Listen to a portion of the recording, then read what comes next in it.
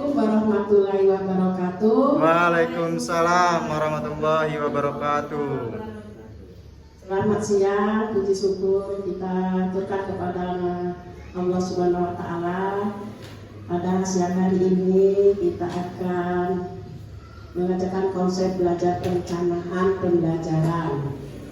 Dengan saya perkenalkan Kepala Sekolah SD Negeri 12 Lubuk Linggau, nama Mas Rina, NIK 19671993122001. Di sini kita di SD Negeri 12 Lubuk Linggau ada visi-misinya.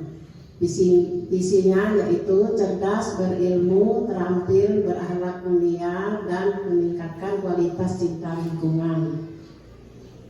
Visi 1. Mengembangkan potensi siswa melalui pembelajaran yang efektif dan menyenangkan. 2. Melaksanakan pembelajaran bertitik tolak kepada impact. 3. Pelayanan cepat, ramah, dan modern. 4. Menumbuhkan rasa memiliki bagi warga sekolah dan masyarakat. 5. Menciptakan lingkungan yang bersih, indah, nyaman. 6. Menumbuh kembangkan rasa cinta dan peduli terhadap lingkungan. 7. Pelestarian fungsi lingkungan serta pencegahan pencemaran kerusakan lingkungan hidup. Marilah kita akan membahas tentang konsep dasar perencanaan pembelajaran, yaitu 1. Pengertian perencanaan pembelajaran, prinsip perencanaan pembelajaran, unsur-unsur perencanaan pembelajaran, fungsi perencanaan pembelajaran, komponen perencanaan pembelajaran. Pendahuluan dalam pembelajaran pada dasarnya merupakan konsep aktivitas yang dilakukan secara tertata dan teratur, berjalan secara logis sistematik, mengikuti aturan yang telah disepakati sebelumnya. 2. Setiap kegiatan pembelajaran bukan merupakan proyeksi keinginan dari guru secara sebelah pihak, tetapi merupakan perwujudan dari berbagai keinginan yang dikemas dalam satu kurikulum.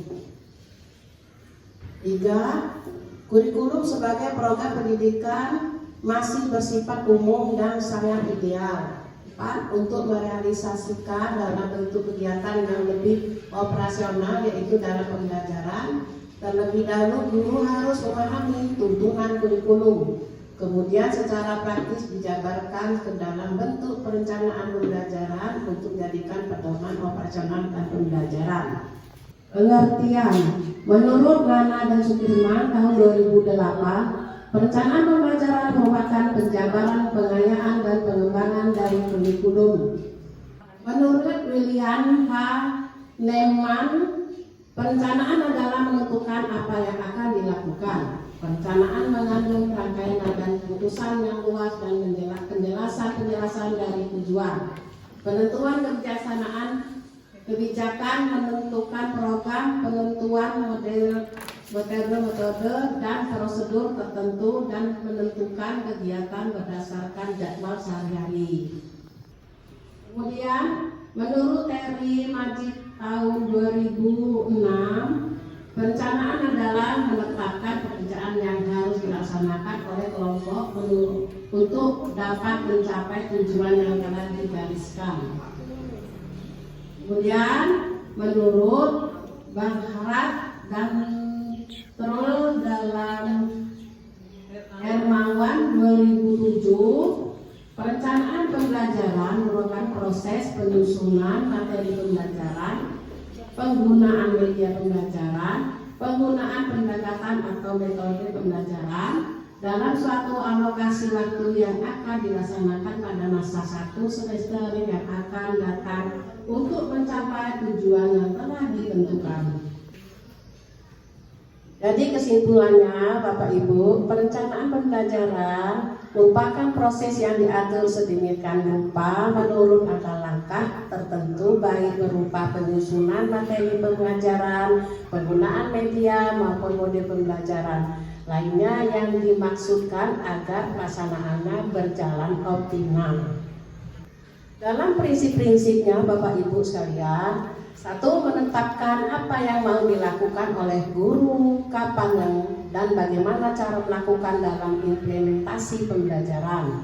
Dua, membatasi sasaran atau dasar tujuan instruksional khusus, indikator, penetapan pelaksanaan kerja untuk mencapai hasil yang maksimal melalui proses penentuan target pembelajaran. Tiga, pengembangan alternatif yang sesuai dengan strategi pembelajaran. Empat, mengumpulkan dan menganalisis informasi yang penting untuk mendukung kegiatan pembelajaran. Lima, mempersiapkan dan mengomunikasikan rencana-rencana dan keadaan putusan-putusan yang berkaitan dengan pembelajaran kepada pihak yang berkepentingan. Selanjutnya Bapak Ibu sekalian, perencanaan yang harus memenuhi unsur. Satu, ilmiah, yaitu keseluruhan materi yang dikembangkan atau dirancangkan oleh guru termasuk kegiatan yang menjadi muatan dalam silabus dan rencana pelaksanaan dan pembelajaran harus benar dan dapat dipertanggungjawabkan secara keilmuan. Dua, relevan, yaitu bahwa setiap materi memiliki ruang lingkup atau cakupan yang sistematikanya atau urutannya penyajiannya. Lanjutkan Bapak Ibu sekalian. Tiga, sistematis yaitu unsur perencanaan baik untuk perencanaan jenis silabus maupun perencanaan atau rencana pelaksanaan pembelajaran. Antara unsur yang satu dengan unsur yang lain harus saling terkait, mempengaruhi, menentukan dan suatu dalam satu kesatuan yang utuh untuk mencapai tujuan dan kompetensi. Empat, sistem yaitu adanya hubungan yang konsisten antara kompetensi dasar, indikator, materi pokok, pengalaman pembelajaran, sumber belajar dan sistem penilaian. 5. Menandai yaitu cakupan indikator materi pokok, pengalaman sumber belajar dan sistem penilaian cukup untuk menunjang pencapaian kompetensi dasar. 6.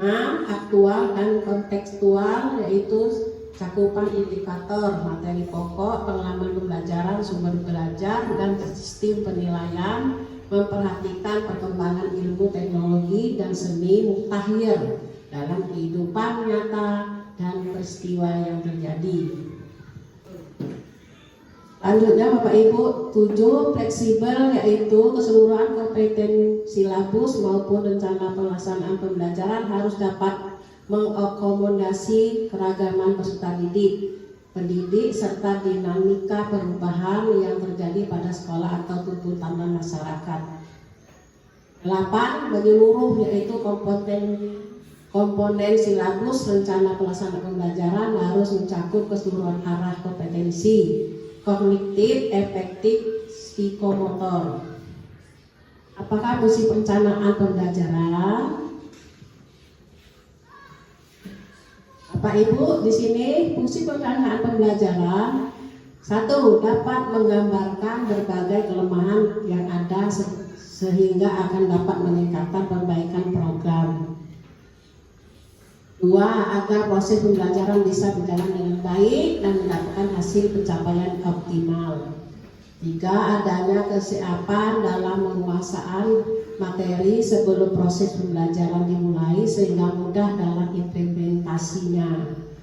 4. Titik tolak atau sudut pandang terhadap proses pembelajaran yang menuju pada pandangan tentang terjadinya suatu proses yang sifatnya masih sangat umum. 5. perlu digunakan sebagai acuan pedoman dalam proses belajar mengajar. Selanjutnya Bapak Ibu, sebagai acuan pembelajaran siswa sehingga dapat mengembangkan kemampuan siswa agar lebih efektif dan kreatif untuk menyampaikan materi sesuai dengan rencana dan tujuan guru terhadap siswa. Selanjutnya, membantu guru dalam proses pembelajaran sehingga apa yang diinginkan dapat tercapai.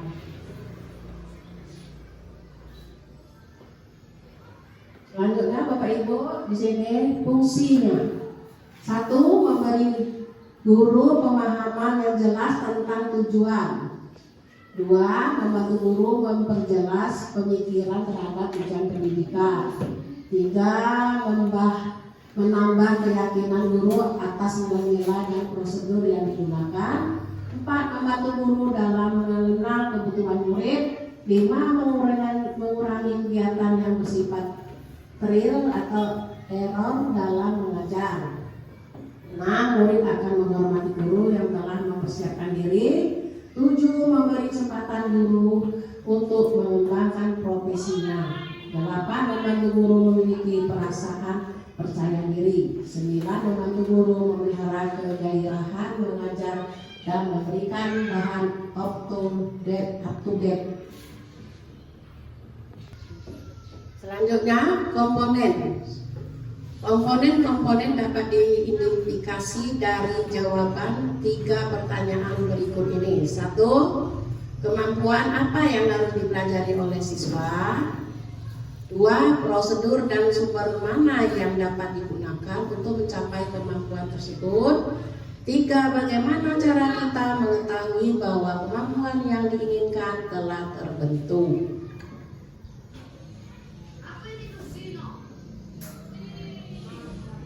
Kemudian komponen esensial dalam perencanaan. 1. Tujuan.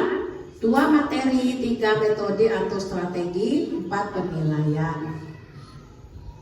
Asumsi. Di sini Bapak Ibu asumsinya. 1. Perencanaan pembelajaran pada umumnya dibuat atas asumsi bahwa perencanaan yang baik akan membawa hasil yang baik pula. Kemudian 2. Dikembangkan sebagai salah satu usaha untuk memperbaiki pengajaran. Ya, Bapak Ibu, prinsip perencanaan pembelajaran. 1. Pembelajaran yang disiapkan secara cermat dan sistematis akan dapat membantu perkembangan siswa secara maksimal. 2. Perencanaan yang cermat dan sistematis dikembangkan dengan mempertimbangkan berbagai aspek seperti teori belajar dan karakteristik siswa.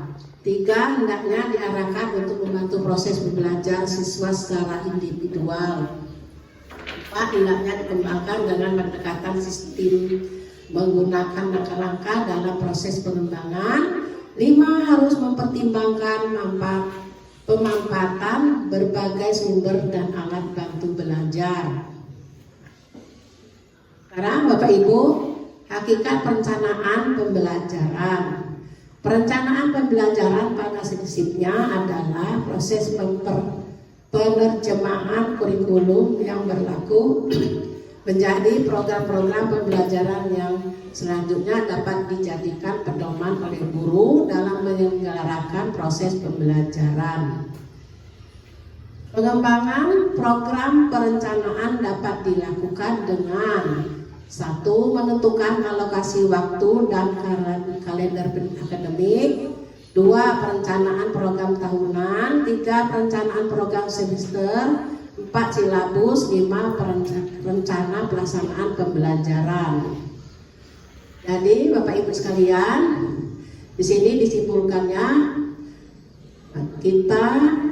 mari kita susun perencanaan pembelajaran ini, Bapak Ibu. Mulai hal yang paling sederhana, yaitu menyiapkan perangkat pembelajaran. Demikianlah Bapak Ibu semuanya dalam pemaparan pada hari ini yang saya berikan pada Bapak Ibu. Mungkin selanjutnya ada yang bertanya jawab tentang permasalahan konsep dasar perencanaan pembelajaran. Silakan Bapak Ibu melakukan pertanyaan yang belum jelas. Ada yang mau bertanya Bapak Ibu sekalian? Ya, silakan Yuk. Terima kasih.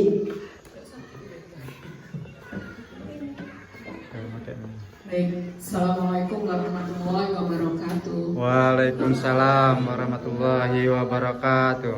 Baik, dari penjelasan yang sudah Ibu jelaskan tadi tentang konsep dasar perencanaan pembelajaran, sekarang apa motivasi Ibu sebagai leaders atau sebagai kepala sekolah untuk guru-guru yang ada di SD 12 ini? Terima kasih Bu. Assalamualaikum warahmatullahi wabarakatuh. Waalaikumsalam warahmatullahi Ya, wabarakatuh. terima kasih Bu Devi sudah bertanya mengenai konsep yang saya berikan tadi, supaya kita bisa melaksanakan pembelajaran ini dengan baik. Kita harus tingkatkan dahulu administrasinya dalam perencanaan ini, yaitu pertama membuat jadwal pelajaran, kedua membuat administrasi sekelas, misalnya di sini RPP atau silabus program tahunan per semester dibuat semua, dan literasi juga itu sekali bantukan dengan itu supaya anak-anak bisa ditingkatkan lagi di kelas supaya nyaman dan terarah dalam pembelajaran kita. Baiklah, hanya itu Ibu Devi yang saya jawab. Selanjutnya kalau bisa belum jawab nanti kita jawab. Terima kasih. Sekarang sesi yang kedua, Bapak Ibu yang mau bertanya silakan. Assalamualaikum warahmatullahi wabarakatuh. Waalaikumsalam warahmatullahi wabarakatuh. Baiklah Ibu Mas Rina, di sini saya ingin bertanya mengenai konsep pelaksanaan perencanaan pelaksanaan pembelajaran. Yang ingin saya tanyakan, dari mana sih kita sebagai guru ini bisa memperoleh wawasan atau pengetahuan yang lebih lagi mengenai konsep pelaksanaan pembelajaran ini? Terima kasih Bu. Terima kasih kepada Ibu Nadia Sari. Saya akan jawab pertanyaannya, yaitu satu, kita bisa mengikuti platform Merdeka Belajar PMM, dan kita bisa ikut seminar, kita bisa melakukan belajar, dan KKG guru-guru yang mengikuti. Semua yang ada di sini bisa mengikuti untuk menambah wawasan pendidikan di kemudian hari. Cukup itu Bu Dahlia, bisa diterima. Jadi Bu, di sini berarti kita harus merujuk kepada platform Merdeka Belajar, Ibu ya, tentunya. Kemudian di webinar, di diklat ataupun di KKG maupun di seminar, Ibu ya. Baiklah Bu, terima kasih atas jawaban Ibu. Demikianlah Bapak Ibu semuanya, kita akhiri acara ini. Kita akhiri dengan mengucapkan wabillahi taufiq wal hidayah. Wassalamualaikum warahmatullahi wabarakatuh. Waalaikumsalam.